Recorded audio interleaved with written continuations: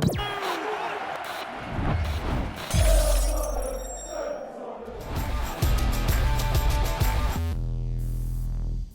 going on, people? We are Tottenham TV here, back here with another predicted lineup video. Whoop. Football is back. We're back. We drew 1-1 with I have things to do now. I can get out. We drew 1-0 with Man United. Obviously, we got West Ham in their cup final tomorrow night at the Tottenham Stadium. You confident for this one? Yep. Looking forward to it. Should be a really good opportunity to get 3 points. First 3 points after the break and push on towards those 4th and 5th places. Some bright sparks and some good signs on Friday night, and hopefully we take that into this game. Exactly. You saw Moussa Sissoko's Instagram, his story after the Man United game. He took a selfie at the stadium and he said, "See you for 3 points on Tuesday night." Exactly. So that is exactly good mentality, Moussa. What is going to happen. He ran himself into the ground on Friday night as well. And I think he earned his money in those last 10 minutes. Yeah, that when he stretched out that leg to stop that through ball. Wow. Oh, absolutely insane. Because if that ball gets through, it's probably a goal and we lose the game. We missed him big time. We really have.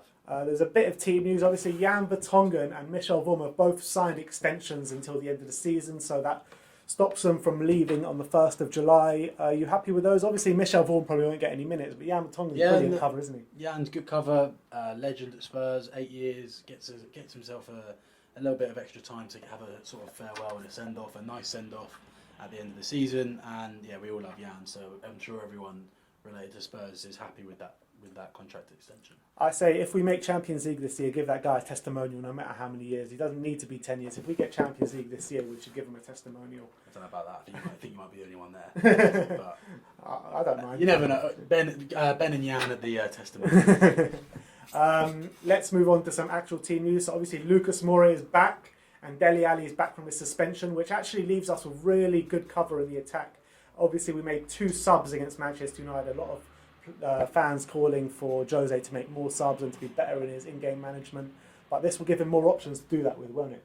Yeah, I mean, Lucas picked up a knock on Friday. I think we've said before. I mean, you must get a punch in the face in training when you go in. Our players are always permanently injured that it must be as soon as you walk in the training ground, someone punches you, and if you're able to run it off, you can play, and if not, then you're out. João Sacramento just waiting there just to punch him. So no, but it's great to have Lucas back in.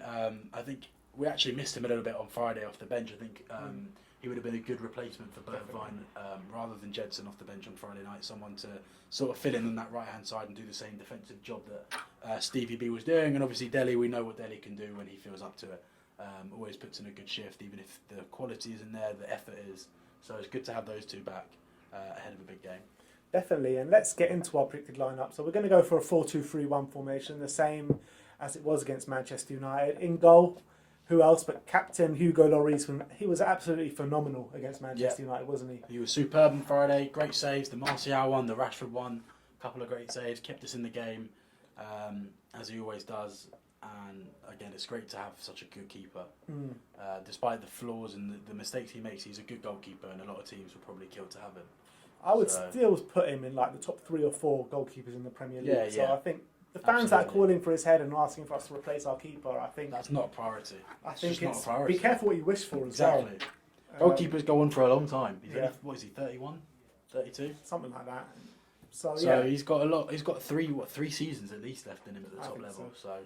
So Lloris in goal, match-winning saves against Manchester United. On the right-hand side, well, we're going to stick with the back 4. That was the same back 4 against Man United. Because I thought, as a defensive display, it was actually... As a unit, we have individual errors, and I think it's going to be a long time until Jose irons the individual errors out of these players. But as a unit, that is the best defensive performance as a 100%. Team I've seen in all season. Definitely. I think so. I think Sanchez was on, apart from a few slips at the beginning. The first 10 minutes, it took them a few minutes to get themselves back into the rhythm of things. Like that header in the first minute. Which flicked it on to Rashford. Do you want to go on and finish it? It was a great assist if it was a goal. But obviously, Dyer gave the soft penalty away. I think it was a penalty in the modern day. It's a soft one, but there is contact. But apart from that, he didn't put a foot wrong. No, he made a great tackle as well on that Martial. And I don't think any of them. I mean, Aurier and Davies, there aren't any other options, but in terms of the centre halves, I don't think either of them really deserve to be dropped. There's an argument to play Sessegnon instead of Davis, but if we're going to play Aurier, it's going to be difficult to play Sessegnon as well. Jose loves that 3 and then one pushing on. Exactly. So he's not going to play Aurier and Sessegnon. Turning into a manager. Too much for a manager.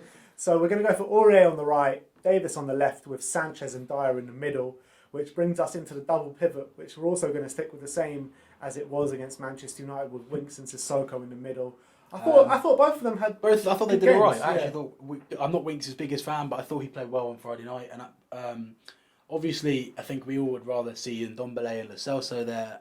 But if we're being real, do you think Jose Mourinho is just going to start Ndombele after not giving him any minutes on Friday night? Yeah, it's a He weird might. one. We might be proved wrong, and they might both play. And I'd love them to both play, but I just don't see it happening. It's a weird one because Jose was singing Ndombele's praises the last couple of weeks in pre-season. I and understand he does look why a bit more slim. I understand why he didn't play. I don't think the game was suited to him on Friday night. If Jose wanted to have a defensive game plan and just keep it tight, hit them on the break, I don't think Ndombele was that player. But this game's going to be a different game. Yeah. But then who does he drop? Mm. That's the problem. I do think that maybe I think he could should. I think he should have. Ndombele. Yeah, I think he should have come off the bench on Friday night. But I think he got it right in not starting him. And obviously, there's a lot of games coming up. When you think about it, we're playing just a couple of days after a Man United game. And then after this, we've got 8 days break. And then we've got 3 games in the space of 6 days. So squad rotation is going to be key. So I actually think Ndombele could play instead of Winks. Let us know who you think the double pivot will be, if it is, or if it's going to be a 4-3-3, whatever you think. But I do think Dele's going to play in that number 10. Yeah, we've got Dele in for Lamela, just behind the front 3. The thing about Lamela is I think that his energy and desire and effort was absolutely spot on Friday night. But when he gets into those final third positions, he's always wasting it. I think that I can remember 3 moments where he could have slotted it through and we could have got goals, and you're thinking about game over in that first half, but it wasn't to be. And I think that Lamela, he really needs to improve his end product if he's going to stay in the starting lineup, to be honest. Mm-hmm. What do you reckon? No, I agree with that. I think he had, like you said, had chances to slip Son through, slip Bergwijn through a couple of times. But I love the fact that he just kicks people. I love what he does. I think he played really. I think he was the best player on the pitch, other than Bergwijn on Friday night. I thought he was, and actually I don't know. They were all. I think you got to put Lloris, Sanchez, Dyer. Maybe not the best. Okay, I'll take that back. Not the best player on the pitch, but I thought he really, really was good. I think he's so suited to in that the first number 10. half. I thought in the second half, I thought he tired pretty quickly. But in that first half, it was so frustrating though because he's one of the best players on the park. But he could have done so much better. I think he's definitely suited to sort of that number 10 role more than out wide. He's not got the pace to play out wide. So, but yeah, Dele back in for him on tomorrow, and I think Dele is going to be up for this game. He didn't get to play on Friday night. He'll be itching to play and to try and get a goal. So yeah. So on the left-hand side, we'll stick with Heung-min Son. I think he's got to do better attacking-wise in this game if we're going to get anything. I think that he did great work defensively against Man United, but I think that he needs to consistently do more attacking wise. I think he was a threat. He'll be up against that young right back as well, I reckon. In what was his name? In Jack, yeah, whatever his name is. But I think that he's doing well up and down the left hand side for Jose Mourinho so far. But I think I want to call on him to do more attacking. Loves a goal against West Ham. Yeah, he does. Yeah, but he won't have the West Ham fan abusing him this time. But no. So. But on the right hand side, we're going to go with Stevie B. Started off really well, but I think he tired as well in that second half. Yeah, he had to do a lot of running up and down. He was sort of playing as a wing back at times. I think it's a toss-up between him and Lamela, to be honest. I mean, not him and Lamela, him and Lucas. I was very confused. Yeah, really. him and Lucas. I think Lucas could easily start this game, but he did have a bit of a knock last game, so we're going to stick with Stevie B. And Bergwijn came off on 70-something minutes. So, something like that. Yeah, we reckon he'll start. And obviously up front, the main man... Harry Kane, he needs to do a lot more. Yeah. He needs to do a lot more. He looked like he couldn't really run after an hour. Yeah, but I think this game's going to suit him. He had a really bad... It's a bad injury. He tore his hamstring in half, more or less. Yeah. So have a bit of time, have a bit of patience with him, and hopefully we have Harry Kane scoring goals again soon. And on the bench... Yeah, so it leaves us with a very strong bench. Probably our strongest bench in years. Gazaniga, Yamatong and Toby Alderweireld, Ryan Sessegnon, Ndombele, Giovanni Lo Celso, Lamela, Lucas. So I think that if we don't utilise our subs this game, we literally never will. I mean, yes, there's players in the squad who aren't going to make the bench. Juan Foyth, Ollie Skip won't get on the bench. Well, one Foyth's injured, I think, but Ollie Skip, yeah, and Harvey White was on the bench as well against Man United. So I think that's a really, really strong squad. And when you're looking at the kind of coming forward into this season and such short space amount of time for games, squad rotation is going to be so important, and it's so imperative that we've actually got this squad and I think it's going to put us in good stead. Do you think We're looking forward to it tomorrow. Do you think we can make top 5? Yeah, absolutely. If we win tomorrow and we beat Sheffield United, then definitely. Drop any points? No. Mm-hmm. All right. I think it was like that. I just think it was imperative not to lose Friday night, and we didn't lose. I agree with you.